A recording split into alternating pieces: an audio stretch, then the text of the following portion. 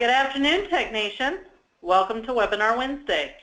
We are excited to have over 300 registered attendees for this webinar. Today's presentation is eligible for 0.1 CE credits from the ACI. If you are looking for additional CE credits, be sure to join us next week, April 21st through the 23rd, for the MD Expo in Dallas, Texas. Our sponsor today, AlphaSource, has included a VIP pass for complimentary admission to the MD Expo in today's webinar workbook. You can register to attend the 3-day conference at mdexposhow.com. Right now, let's give one lucky attendee an I Am Tech Nation t-shirt. Who can tell me how many Super Bowls the Dallas Cowboys have won? Answer now using the questions feature on your dashboard. Once again, that question, who can tell me how many Super Bowls the Dallas Cowboys have won? And you can use the questions feature on your dashboard to answer. While you're answering, Tech Nation would like to thank today's sponsor, AlphaSource. AlphaSource is your single source for medical equipment replacement parts and ultrasound service. To learn more, visit alphasource.com. Let's see, the answers have started to come through, and it looks like the winner of the I Am Tech Nation t-shirt is Ryan Rosh. Congratulations, Ryan. We'll contact you about your shirt size and get that out in the mail. Maybe you can wear it to the MD Expo. Today's presenter is Pat Lynch. Pat is an experienced biomedical manager with formal training as a technician, engineer, and in business management. He has worked exclusively in healthcare since 1975. Pat remains active in his profession as a member of over 40 biomedical associations throughout the U.S., and he has been a regular contributor for various HTM resources. Pat, you may begin whenever you're ready. Hey, thanks, Kristen. I appreciate it. I'm so glad to be here with you today and look forward to seeing you all in Dallas next week. I hope you'll all be able to be there. I'm looking forward to hoisting a cool one with most, if not all of you. Well, today we're going to talk about service contracts, and I've always been a big proponent of not having as many service contracts as you can possibly get away with, but I also want you to be as successful as you can be running on your own doing in-house service. Failure is not something that we want to have in clinical engineering or biomed, and I'm hoping that today's webinar will help you improve your chances for success. But first, let me tell you briefly about myself. I'll do this very quickly. First of all, I do have a lot of letters behind my name. I've been in biomed for 41 years. I've managed large in-house, ISO, and corporate biomed programs. I've been active in the certification of both BMETs and biomedical technicians. I've been active in a lot of biomedical associations across the country, started a bunch of them. I'm currently the president of the South Carolina organization and the treasurer of the Georgia organization. By the way, both of those offer free membership. If you visit either of those websites, you can sign up for a free membership in both of them. And we're having our South Carolina annual meeting on May the 6th in Columbia, also for free. I do write monthly for 24/7 and BINT, and I'm on the editorial board for both of those publications. And I do a lot of webinar or blogs where I try to help keep the Biomedical Association or biomedical community up to speed on what's going on in the world. I'm sort of naturally curious, and I want to share that with as many people as possible. Why are we here? First of all, we're all being pressured to reduce costs, and that usually means cutting contracts and doing things in-house.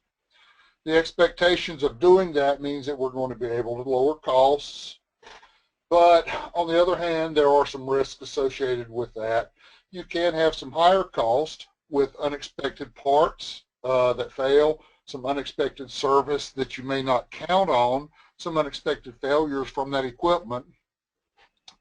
You can have some increased customer dissatisfaction if you don't perform according to their expectations.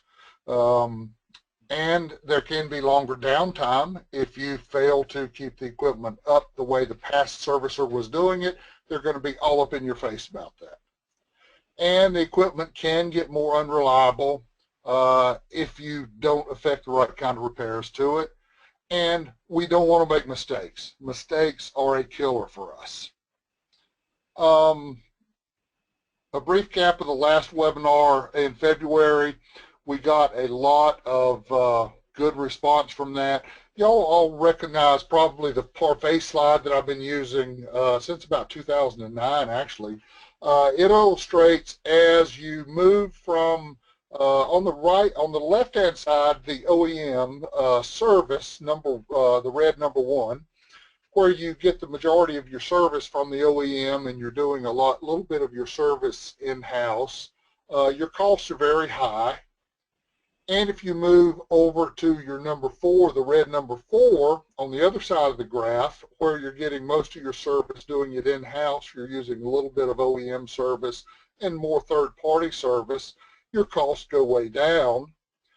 You'll also notice across the top happens to be your cost of service ratio that goes from a high of 12 to 20% at the red number 1, all the way as low as 4 to 6% on the other end of the spectrum. Something that I introduced at the last webinar that I had not been able to quantify before was risk. And risk is something that, and we're talking here about financial risk, is something that increases as you assume responsibility for the financial performance of that equipment. You're at risk for those increased parts, increased service costs, the failure of an extra x-ray tube, the failure of an extra detector, the failure of all kinds of things, and you got to pay for it out of your biomed budget. That can cost you, that can blow any savings that you had counted on. And we finally came upon a study that quantified that, and we were able to actually put some numbers and magnitudes to that. And here's what it came out to be. The green showed, and you've noticed that the slope of this is pretty much the same as the parfait slide, where your cost from the OEM on the left down to the in-house on the right was that same downward slope as your costs are getting down. Your savings are that green triangle that go down, so you have some expected cost savings there. But you also have some, the big purple triangle is your unexpected costs. Your unexpected costs can jump as high as 2 or even 4 times what the cost of your contract could have been had you been with the OEM and had that protection. And this is based on an actual study, some actual analysis of some customers that had contracts over a period of 3 years with over 673 different machines under contract. And this is the study that there was.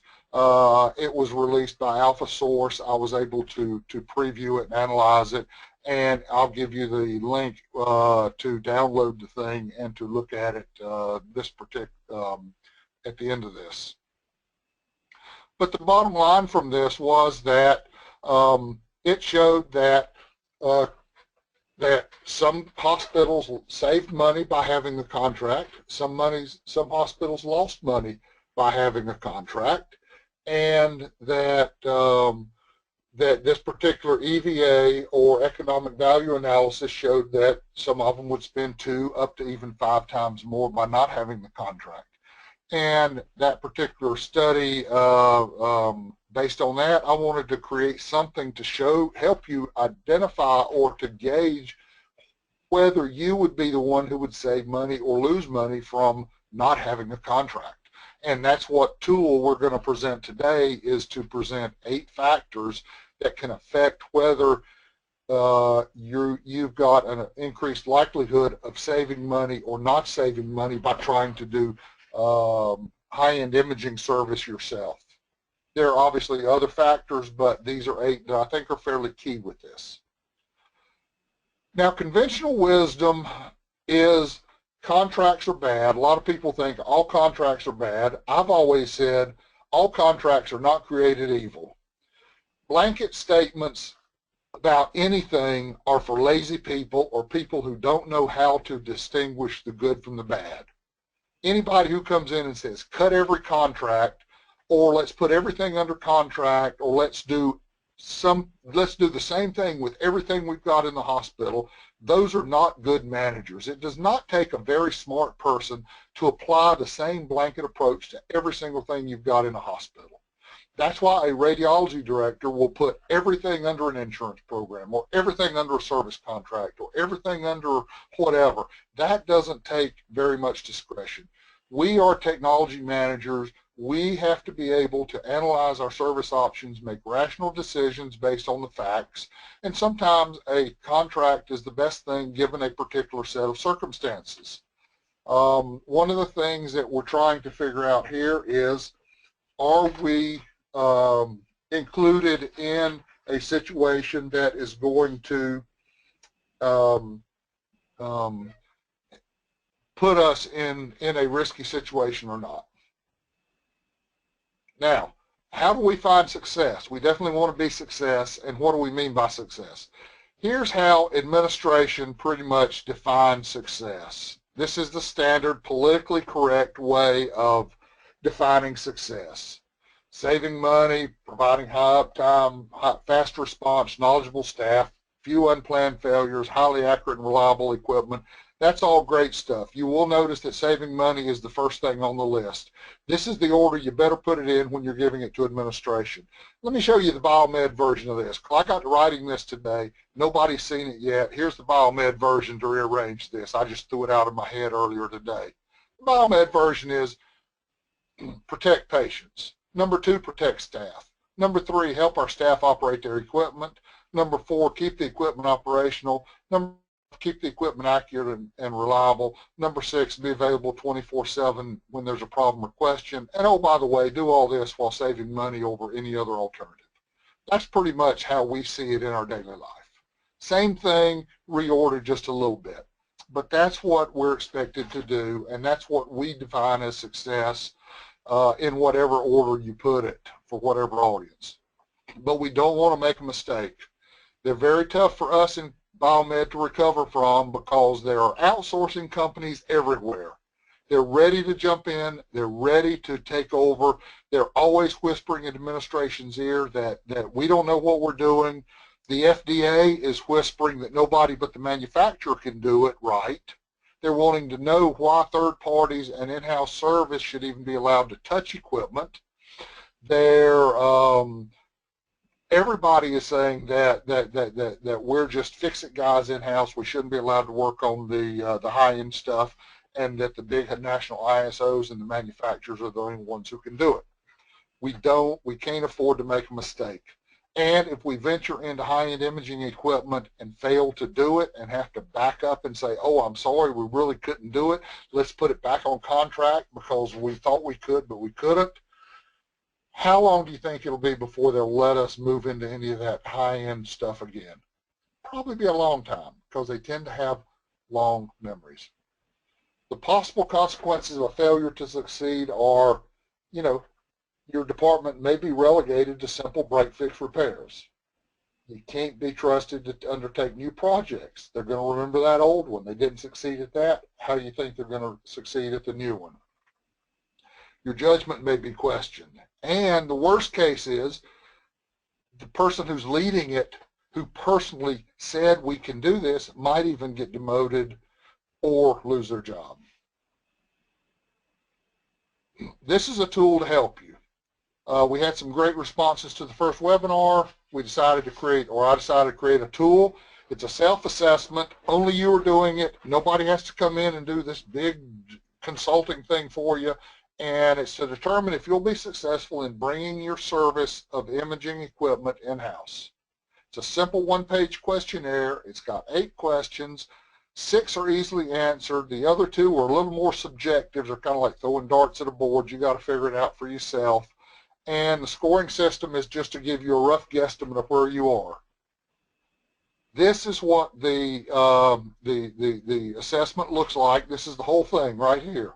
It should have been included in your pre-webinar packet. Hopefully you've printed it out. You've got a copy of it with you. I'd like you to be able to go through it as we discuss each of these points.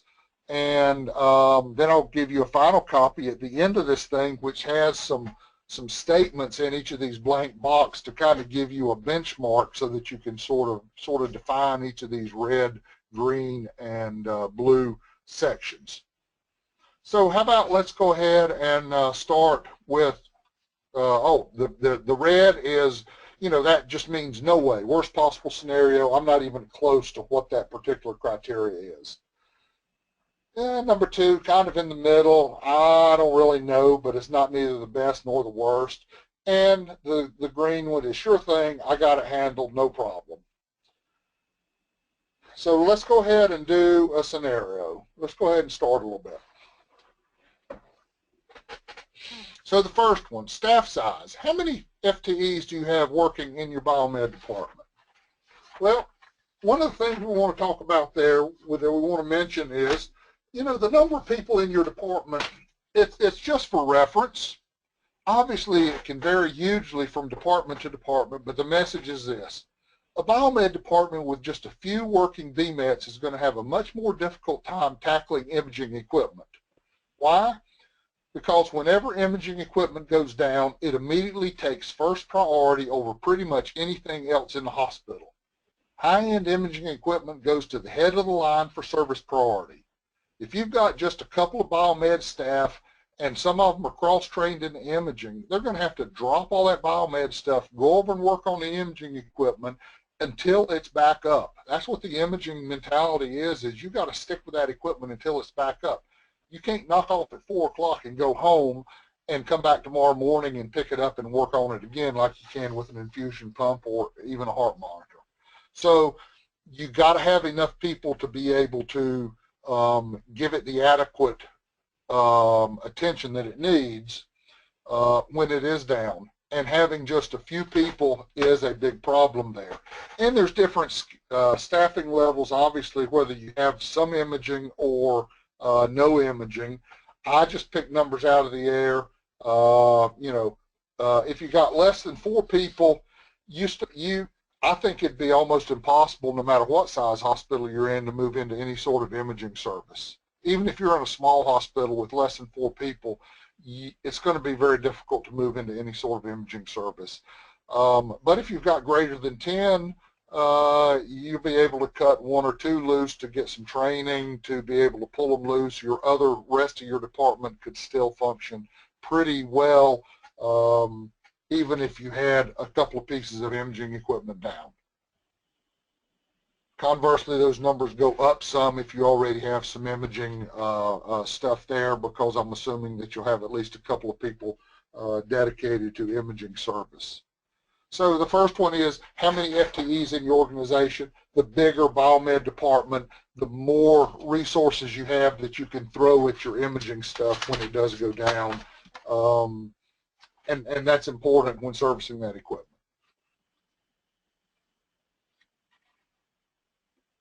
The next one, standardization, and I'm using ultrasound equipment here simply because ultrasound equipment, it's probably a worst case scenario, but it's one of the areas that general biomed tends to use. It's the kind of equipment biomeds use when they move into the x-ray area. It's the first type of equipment that they tend to use. And the reason that the number of brands and models that you have is that it's reflective of how many different service schools you got to go to. You might have 3 different models of GE ultrasound. They're going to take 3 different schools for you to go to because they may be all made by the same company, but they're different. They don't work the same. They don't operate the same. They don't have the same parts in them. They don't have, they require different things when you walk up to them and push the button and go to diagnose them. So it's like different pieces of equipment. So it's a matter of complexity. And if you're going to have one person try to get trained, if you've got, more than 5 different brands or models of equipment, that's 5 different things or models or schools that you've got to learn, you've got to remember from one failure or one PM to the next. You've got to retain that, you've got to know it, you've got to know the troubleshooting skills and be familiar with that when it goes down. So sure, they all use high frequency sound waves to make pictures inside the body, but they're all complex computers with all kinds of different characteristics. They're the same, but oh so different. Just thought you'd want to be prepared. The more is not the merrier in this case. The more standardized, this is a perfect, argument for standardization.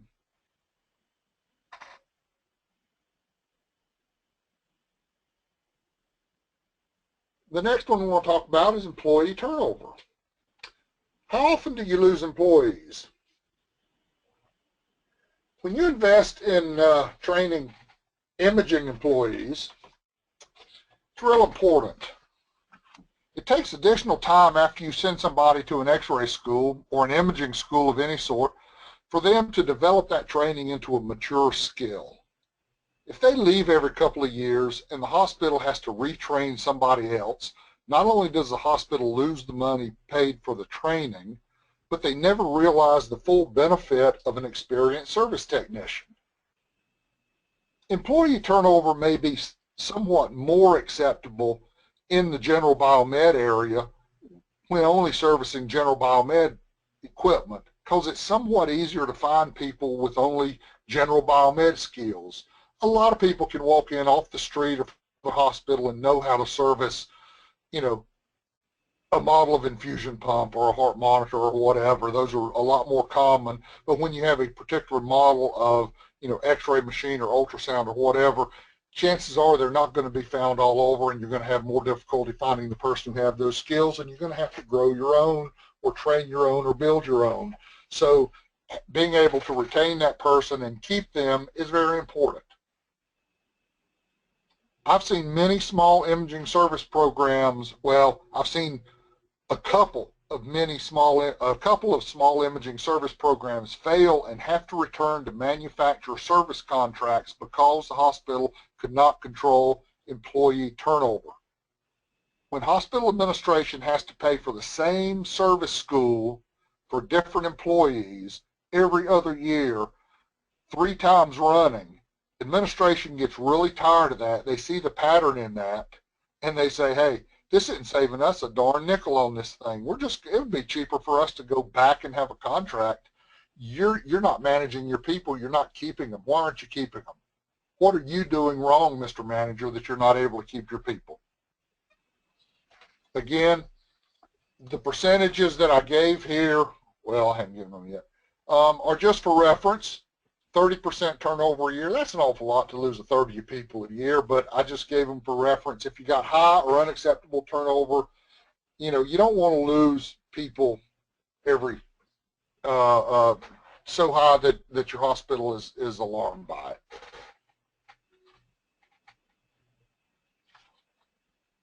it. This next one is somewhat related to that, retiring employees. Same effect as employee turnover, but it requires you to look ahead. And this is a unique problem that we haven't seen before, but as a lot of us are getting older and approaching the age of retirement, there's going to be a lot of us that are leaving. A recent wage poll in another magazine showed that I think they showed 30% of all people in the industry said they were going to retire within the next 8 to 10 years. So, you've got to think about that. You've got to figure out, are you investing money in somebody who's not going to be there for a long time? I'm certainly not suggesting that you withhold training from somebody because of their age. But it is valid to expect a certain number of years of service after a technical training school so that the hospital can receive their return on investment from the training. I used to ask that from my employees in their 30s and 40s who I would send to a service school.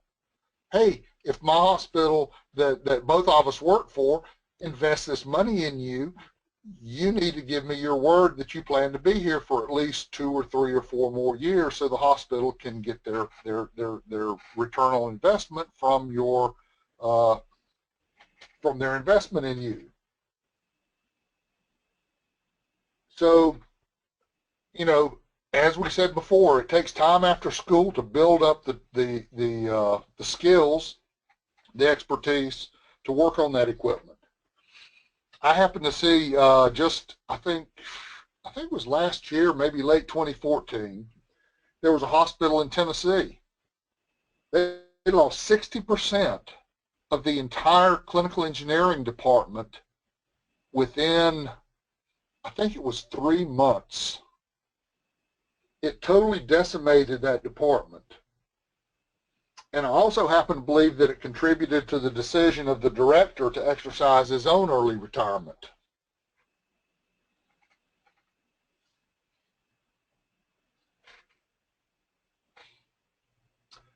Here's another one that I think is important.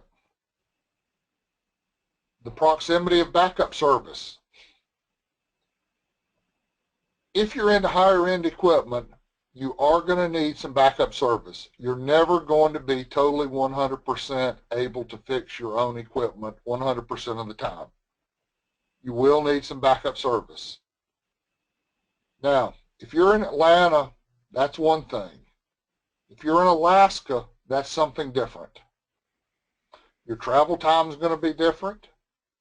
Your time for your guy to get on site is going to be different. The cost of getting there is going to be different. Everything's going to be different.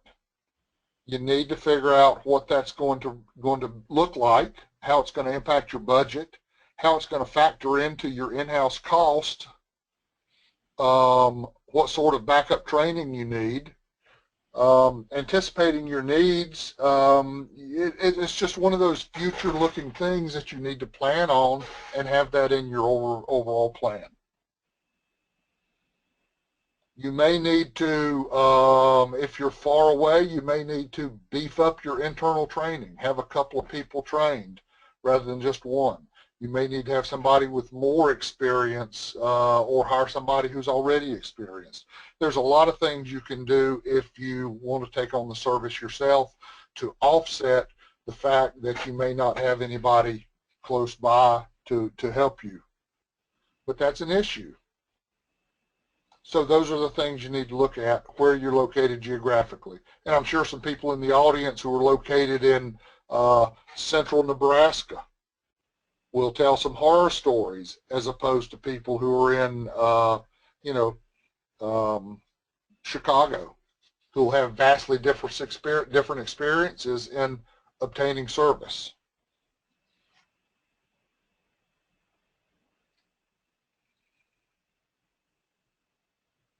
This one's kind of important. The geography of your hospital system. Look at these two circles. One of them's got a hospital, an urgent care center, and a clinic, and they're in a tight little circle all right together. The other one's got 4 hospitals, a lot of doctors' offices, a lot of clinics, a lot of urgent care centers, and they're all over the place. I was looking at this morning at Harris County, Texas. 3rd largest county in the United States. It's got 4 million residents in the county.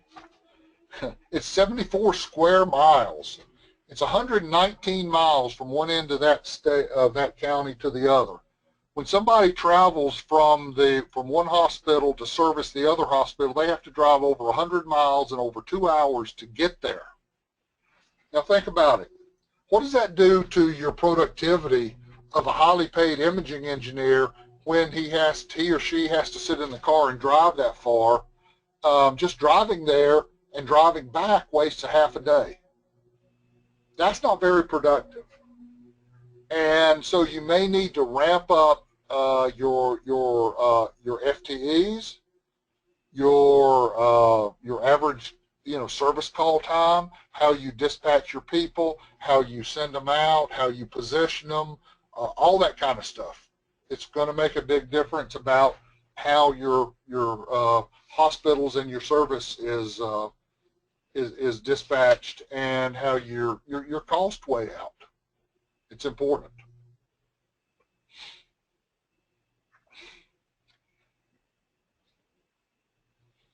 This one's pretty much now we're getting into a couple that are a little bit more guessy. Do you know your older service equipment? Do you know your older equipment? What's the state of the equipment? Has anybody ever gone out to buy a car, buy an old car? If you're taking over equipment, you're probably taking over older equipment. And if you're taking over the older equipment, do you have this, even newer equipment that's come under warranty, out of warranty or something? Do you get the full service records on it? Do you buy an automobile and not know who had it, how it was driven? How's it been serviced? Did it have a new clutch? Did it have a new, how old's the engine? What parts have been replaced? How many miles on this part or that part or that part? I think you'd like to know a little bit about it before you bought it. Well, medical equipment's just as complex, and you sort of need to know who maintained it, how they maintained it, what its failure rate, is it a lemon, does it have a history of going through expensive parts, does it have any sort of history of intermittent, hard to find problems that the current service provider can't adequately resolve? You know, these kind of questions can spell the difference between success and failure. Some troublesome items are best left under contract. And there also is a potential problem with failed parts, you know, with replaced parts. You know, parts that are put in your machines are not new parts. They're failed parts from somebody else's machine that have been repaired and sold back to you. So how many used parts do you already have in your machines? Who made the repairs? Will they contribute to future failures? And oh, by the way, how about the cumulative effects of bad power over the years? You know, this will build up and it'll stress the solid state components unless your delicate medical electronics are on UPSs. So these things can build up. They're things you need to be aware of. You need to think about and evaluate before you just rush in and say, "Oh yeah, I see that from the outside. Sure, I'll take it on sight unseen." Companies don't take on equipment sight unseen. They come in and do a thorough analysis of it inside and out before they agree to put it under contract. And then a lot of times we go inside and just say, "We'll do it." Maybe not a good idea. Now the next one, availability of parts. Sometimes, a lot of times, parts on older machines are not available. You say, no, old machines, there's parts all over the place. Well, look at this graph. What tends to happen with equipment, once it's released, there's no parts as soon as it's released because only the manufacturer has them and nobody else has them. After it's been out for a while, all of a sudden there becomes some parts on the third-party market. Those go up, they peak. Then as it gets older and older, people get out of that business because the parts are becoming cheaper and they move on to other products that they can make more money on the parts. A lot of the vendors who had parts on them get out of those parts. They sell them all out, whatever. They get out of it. And then when it hits sort of end of life, there's still some parts hanging around, but it starts getting very low and very spotty. And all parts are not available. It becomes sort of catch as catch can, and you can't find all parts. So here's a problem that tends to happen on a lot of things. You can find some parts, you can find some common parts, but you can't necessarily find all parts all the time. And if you do, you're not sure what sources you can get them from. Or you can find the part sources, but you don't have any real guarantees about where you can get them or who would have them at the time you need them. Or if you're in the green zone, you know, you're going to have known part sources for all your models that you're going to be sources, and they give you guarantees that they're going to be able to provide all of them that you will need. So, you know, additional issues to be considered, especially as equipment gets older. You know, are you going to have quality parts, or are you going to be forced to buy it from some guy who's got a machine sitting in his garage, and that's the only one you can find? With computerized equipment, are you going to have matching rev levels? Are you going to have software that matches? Because a lot of stuff has software actually loaded on or has to be matched with the software. And are you going to have somebody who has the capability to test it before they ship it? Those are some issues, and you probably need to rate yourself a red, blue, or green on that for how your availability of parts is going to be on that. Because if you can't get parts, you can be the best troubleshooter and have the best knowledge in the world. If you can't get the parts you need, you can't affect a repair. So here is the final spreadsheet, or the final questionnaire with all of the parts, little ticklers filled in to look at. This will come when you download the whole presentation. You can get this whole thing. It's right there, exactly what I've said here. Let's talk about actions based on your score. First of all, I would say that score from 21 to 24, I would say you need very few contracts, and you probably have most everything you need to be successful without most contracts. That means you've only got 3 out of these 8 things that are scoring in the blue area. So you're probably pretty much okay.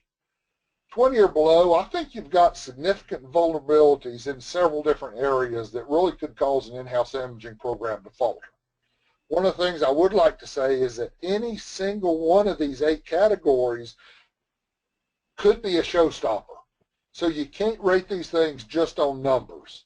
You can't give them just pure numbers and go with that and say this number's good, this number's bad. You got to look at every single one and figure out, what works and what doesn't work. And you got to realize that some of these things can't be changed. Your geography, if you're in a rural location, you can't change from being in the country to being in the city just because you want to. But an awareness of this as a limitation might cause you to make different plans. Your initial staffing to venture into imaging might be higher. You might want to staff higher than a hospital that was right next door to a Phillips Regional Service office. Similarly, high employee turnover is a difficult problem with many possible root causes, but if it's real, it may be worth exploring for many reasons other than just expanding your operation and correcting it before you extend yourself and your department's representation into a more risky imaging service area. The message here is that here are 8 things that can embarrass you and possibly ruin your career if you're not aware of their potential to upset your plans. I've attempted here to walk you through an exercise that forewarns you. Please take this for what it's worth and make your plans accordingly. Use it for what it's worth. If there's some things here that you don't think apply to you, feel free to ignore them. Take the pieces that work, apply them to what you have. If you have some other important things that you think can get into, that can go on to this, please give me the feedback, because on the last of this thing, I certainly have my contact information. Please feel free to email me, call me, whatever you'd like to do. I'm certainly available to talk to you. And we've got about 10 or 15 minutes more to go, and I think Jamie's or Kristen's going to be available to take some questions for me. Thank you. Hi, Pat. Great presentation. And you're right, we do have a few questions that have come through during the slides that you've been reviewing, and we'll go ahead and get started with those. A reminder to all attendees that if you'd like to ask a question, go ahead and use the questions feature on your dashboard. We'll have a few extra minutes to get to those. But first, let's go ahead and get with this, started with this first question. I think we need to keep our service contract on our imaging equipment until we are ready to service it in-house, but my manager doesn't see the value in contracts. How should I describe the value of contracts to him? Well, contracts are actually 3 components. I think several components to a contract. The first part is actually you're paying for the actual work and the parts that they deliver to you. That's an actual part. The second part is you're paying for the there's an insurance component to that. You're paying for the protection that it's like rolling craps. You're paying for the protection that for a certain amount of money, you're betting that they're going to have to spend more than the contract, and they're betting that they won't have to spend more than the contract. So there's a cost benefit there. And that's the main thing right now that you're paying for. One of the things that I would do if I were you is I would negotiate into a contract that you have a fairly easy out clause on the thing. If you're looking at, I agree that you shouldn't roll out of a contract until you're ready to. Rolling out prematurely could cost you more. I think you need to make an analysis and determine. Some people have gone out of a contract, just done away with the contract and managed it on a time and materials basis and saved up to 40 or 50% of the cost they were paying on the contract just by paying for it as they need it without the contract in place. But that's not in every single case, and I think it bears a little analysis in order to do that. But especially if you've got a contract in place, you've got a certain out clauses in there, and you're not going to be able to do anything until you can fulfill the terms of the contract anyway. Great. Thank you, Pat. Another question that came through. In general, is it cheaper to have a contract, pay time and materials, or go in-house? Ooh. In general, well, it depends. As you assume more risk yourself, you may save money, but you may also spend more. Aging equipment may develop multiple failures, that require more labor, more parts, more troubleshooting to keep it running. Depending on your skill mix, time availability, number of similar pieces of equipment, you may be better off letting someone else do the work and assume the risk, because there may be a comparatively little premium over your potential and unsure savings. It's one of those things that each situation calls for a different answer. Okay. We've had a couple more questions come through. The next one is, how do I find, qualify, and determine what to pay an imaging engineer?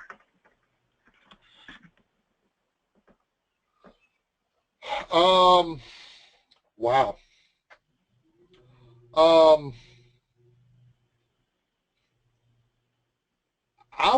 Imaging engineers are so scarce that my rule of thumb when I've hired imaging engineers has pretty much been,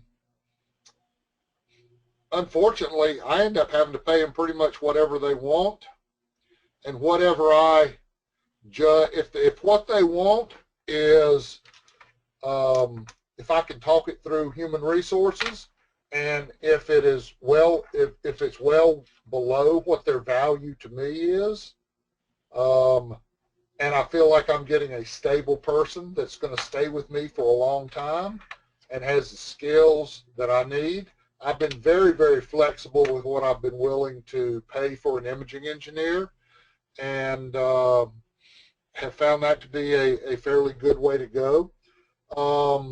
Imaging engineers are scarce enough that doing comps and, what's comparable and what other people are paying are very difficult to do. It's not like looking at what the house next door sold for and making an offer paid on that, because no two are the same. They don't live in the same neighborhood. They don't do the same thing. They don't share the same characteristics. They can't do the same kind of work. Those kind of comparative things do not work very well. There's no clusters of them around that are the same. If it were me, one of the first things I would do is I would pick up the phone and talk to experts in the field like Manny Roman. I would talk to Dale Cover at RSTI. I would talk to I'm not sure if Jennifer Brown would share that information with you or not, but she's a recruiter that deals with those sorts of things all the time. Um, I've heard of people turning down, and not hiring imaging people because they thought they were asking too much. But if I have an imaging person that I need to pay $95,000 to, and they could save me and help me cancel, a couple of $250,000 a year contracts, I think I'd seriously consider it, even if it sounded outlandish. So bottom line is, I'm not sure that there is a right number. Okay, Pat, fair enough. Looks like that is most of the questions we've gotten to.